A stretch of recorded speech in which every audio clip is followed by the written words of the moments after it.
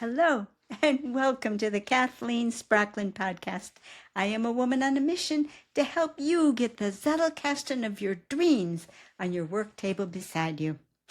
Well, a couple of days ago, I did a video on the power of a pre-production draft.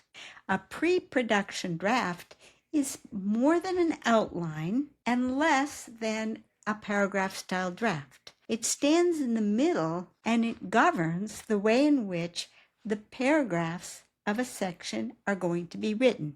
I made the claim then that the pre-production draft is like being the boss. It governs the whole process, and as such, it's the part that takes the big brain.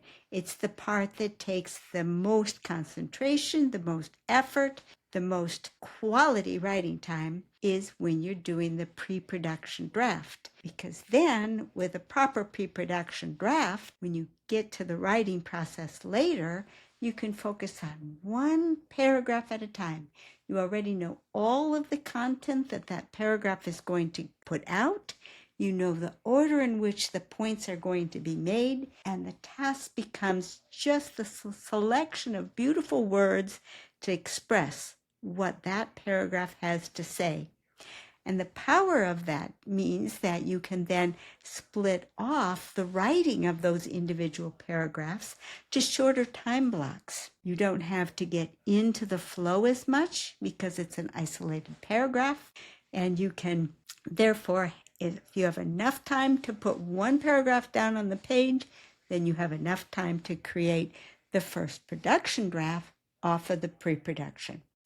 All that is fine and good. Now, in this video, I have to share with you the flip side of that. When does the pre-production draft turn out to be a bad idea? When does a pre-production draft turn out to be a waste of time? When does a pre-production draft turn out to be more trouble than it's worth? Because if you don't share both sides, you're not telling the whole story. And the fascinating thing about it is that I can actually show you in cards in my Zettelkasten the very nature of what will make a failed pre-production draft compared to what will make a successful pre-production draft. Even though I have no pre-production drafts over there in Zeek. Zeek has no pre-production draft cards in it, but it has examples that will pinpoint the problem and show you exactly where the problem comes in. So come on over to the down-facing camera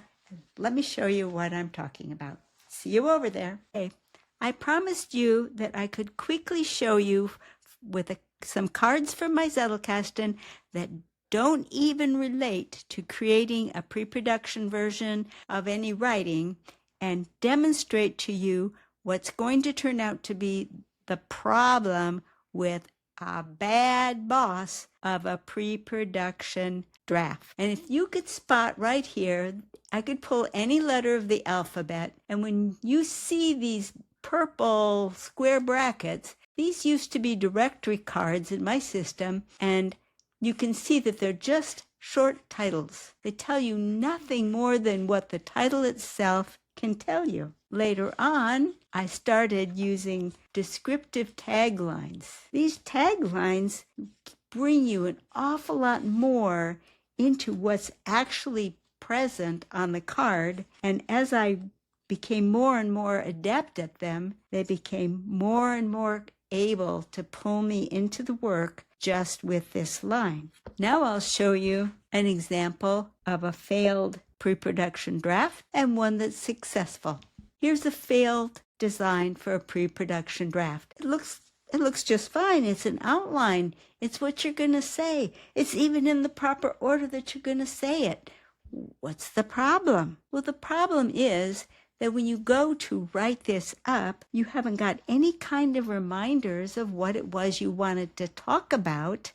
And that means that you had a lazy boss here who didn't give proper directions to the employee who has to actually do the work. Now let's compare it to a successful version of the same pre-production draft. Now you've got an actual statement to go with every line. It's still the outline. You've still got your bullet points, but everything that you were going to bring up in the writing is already present in the line. Now, I wrote these out a little bit more long form than I would need to do for myself. I can be more abbreviated because I know this area so well. But I'm not just going to leave myself with the word struggle. I'm going to remind myself that I wanted to talk about attention received and seeking attention versus shunning attention.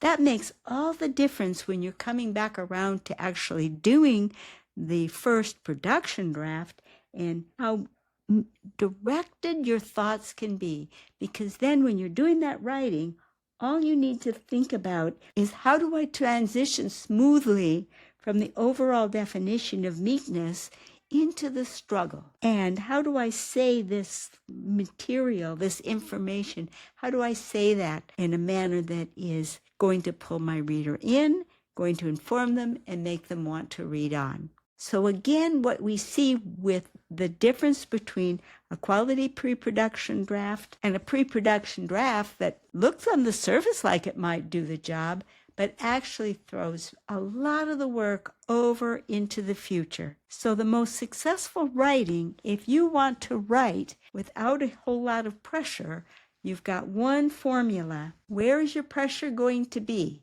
Put the pressure in the now when you're doing your pre-production draft, and not in the future, which this version does. The earlier you can take on the pressure in your writing, when there's no obligation to be beautiful here, there's no obligation even to spell words correctly, it's just getting the ideas down. Take the time to express the content that you want to put into the pre-production draft now, while the work is under very low pressure.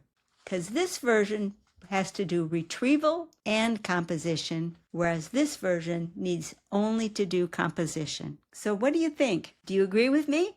Were you able to see exactly what I was talking about? And were you able to just see it right in front of your eyes so that it was plain as day? Okay, that should teach you two things. That should teach you that if you're going to have the power and energy of a pre-production draft, it better have an awful lot more similarity to a tagline than it does to a title.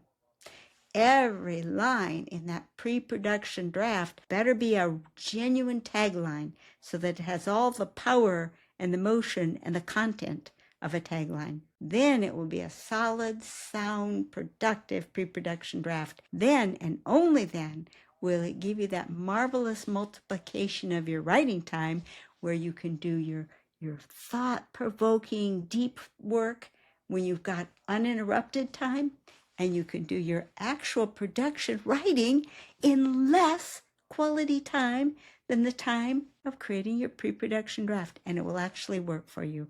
Your secondary time, your B-level time, can become as productive as your A-level time if you make the proper pre-production draft. See you tomorrow. Bye-bye.